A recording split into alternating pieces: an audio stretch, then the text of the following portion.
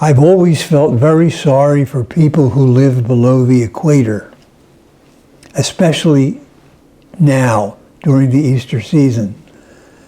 Our whole liturgy was built up, of course, in Europe and in the Middle East, above the equator.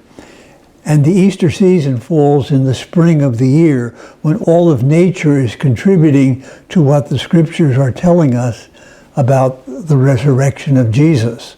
All things, as the reading said today, I am making all things new. So I really felt sorry for people that when nature wasn't helping them to see that, because the leaves were falling and the death of winter was setting in, at the same time they were celebrating with us the resurrection of the Lord.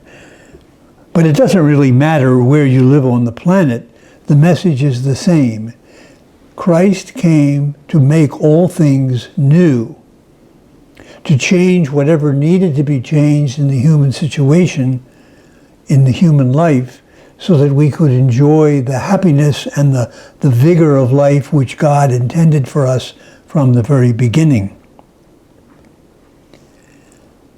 The newness which Christ brought into the world continues in the world, even though the historical figure is no longer with us. Being human, you can't live forever here. But being God, you can live forever everywhere.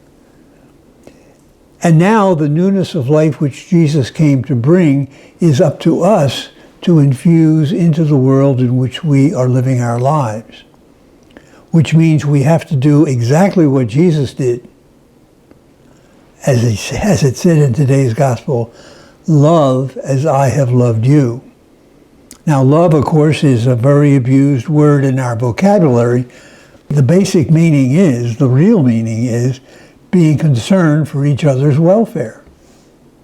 You can't get much more basic than that. There can be an emotional aspect to it, a family aspect to it, but love is the command of Jesus, and it means taking care of each other's well-being. And that whole task has been handed on to us. And it's interesting in this time of newness that we have a new Bishop of Rome. And his motto, the motto for his ministry, is a very brief statement, only 3 words in Latin, from his patron, St. Augustine. It's in uno unum. In him we are all one. And that's the message that Christians have to carry down through the ages, that our diversities in human nature are not important. We are all bound together in God. We are all one in Christ. And we need to live and act and speak and think and treat each other in that way. So it is a time of real newness for us to re-examine our Christian commitment and to realize the task to which we were called, to live in union with God, in union with each other, because we are all, whether people know Christ or not, we are all one in Christ. And that is the message of Easter, and that's the message which will raise us all to unending life when the Lord returns.